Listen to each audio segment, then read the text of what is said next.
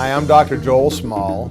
I'm an endodontist in practice in Plano, Texas, and have for over 35 years. And I'm the author of the newly released book, Face to Face, a leadership guide for healthcare professionals and entrepreneurs. And today I'd like to share with you some thoughts on branding. Branding is perhaps one of the most misunderstood business principles. A brand is more than a colorful, well-designed logo, and as we will see, it is even more than the product the logo represents.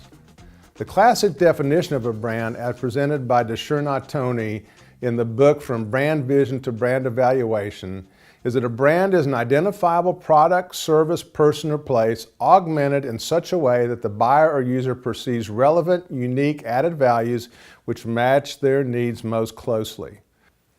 This is all true, but even more fundamental is the brand's implied promise that the product or service will be consistently delivered in this manner.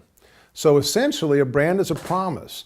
And just like Nike's swoosh or Coca-Cola's brand, it is a promise that we will consistently deliver our product or service in a manner that is pleasing to our customer and provides them with a unique and relevant service or product that they perceive as having added value. In the service industry, unlike the manufacturing industry, the service becomes more important than the product. In other words, even though the product that we provide as a dentist is important, the manner in which we deliver it becomes more important than the product itself. Having said this, if the implied promise does not match our patient's experience, then we have wasted our marketing dollars, decreased patient satisfaction, and increased the stress on our staff, which will result in increased staff turnover. Which brings us to an often asked question. Why do dental marketing and branding efforts often fail to produce the desired result?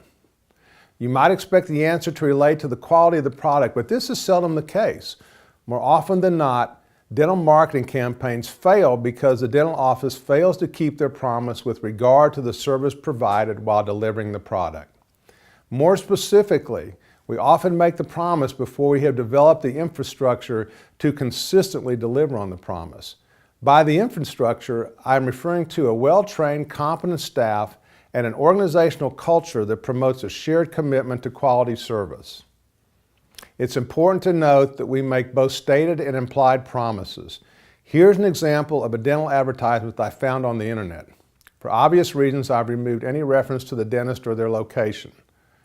What I'd like to point out is the number of promises, both stated and implied, contained in this advertisement. As you can see, a free dental exam and x-rays is the obvious stated promise. We all recognize that the dentist is interested in more than providing free dental examinations and x-rays for potential patients. They're hopeful that patients who respond to the advertisement will find the dental exam provided by the doctor and their staff to be pleasing and will therefore choose to remain as patients in the practice.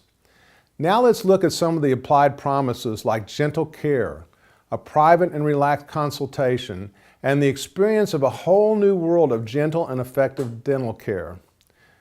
What's critical to note is that the degree to which this advertisement achieves the desired result is less dependent on the quality of the exam and more dependent on the manner in which the service is provided and the implied promises are kept.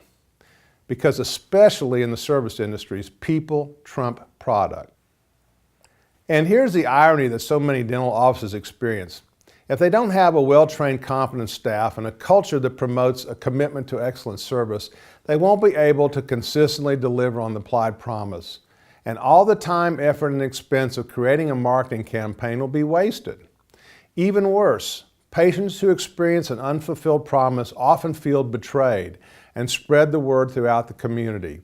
And finally, the ultimate irony is that if they had this essential infrastructure in place, they would likely be receiving significant word-of-mouth referrals and wouldn't need the advertisement in the first place.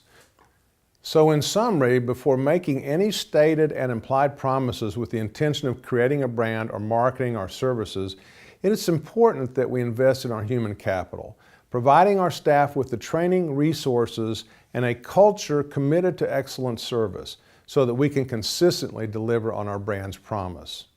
Because our staff, through their alignment with our culture and their contact with our patients, is the visual manifestation of our brand. And most importantly, happy brand loyal patients refer their friends and family in significant numbers. A critical mass of brand loyal patients eventually creates a tipping point where our growth is exponential rather than linear.